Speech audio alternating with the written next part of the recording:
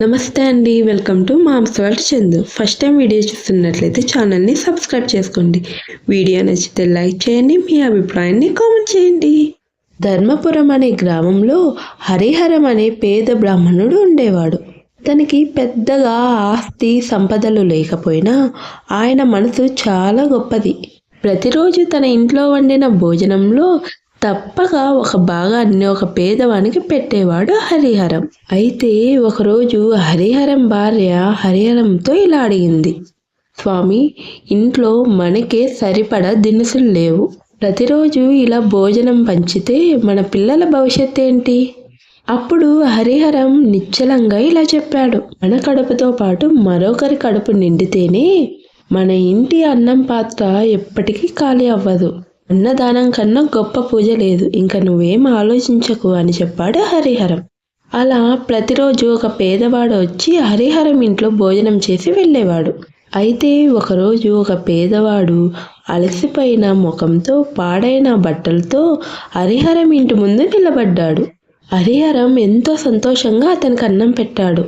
ఆ పేదవాడు ప్రతిరోజు రావటం మొదలుపెట్టాడు.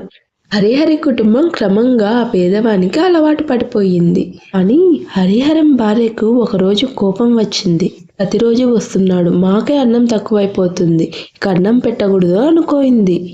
కానీ హరిహరం మాత్రం అన్నం పెట్టడం మానలేదు. మళ్ళీ హరిహరం ఎంతో ప్రేమతో ఆ పేదవానికి అన్నం పెట్టాడు. కొన్ని రోజుల తర్వాత ఆ పేదవాడు అన్నం ముగించుకొని చిరునవ్వుతో అలా నిలబడ్డాడు. తన అసలు రూపాన్ని చూపించాడు. అతడే శ్రీ మహావిష్ణువు. శ్రీ మహావిష్ణువు హరిహరంతో ఇలా పలికాడు, నీవు చూపిన భక్తి, నీ అన్నదానం నాకెంతో ప్రీతికరమైనది. కడుపు నింపడం కంటే గొప్ప పుణ్యం మరొకటి లేదు. ఇక మీ ఇంట్లో ఎప్పుడు అన్నం ఆనందంతో నిండి ఉంటుంది. ఇక నీ కుటుంబాన్ని నేనే కాపాడుతాను అని చెప్పి అదృశ్యమయ్యాడు శ్రీ మహావిష్ణువు. అప్పటి నుండి హరిహరం ఇంట్లో అన్నం పాత్ర ఎప్పుడూ నిండి ఉండేది. అతని కుటుంబం సుఖ సంతోషాలతో జీవించింది. అన్నదానం అనేది అత్యంత పవిత్రమైనది. మనం ఇతరుల ఆకలి తీర్చినప్పుడే ఆ దేవుడు మనల్ని కాపాడుతాడు.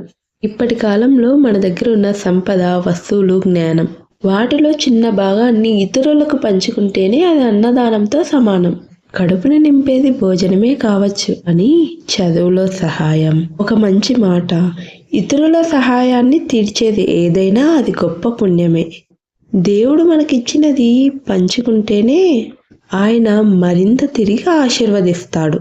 వీడియో నచ్చితే లైక్ చేసి మీ అభిప్రాయాన్ని కామెంట్ చేయండి.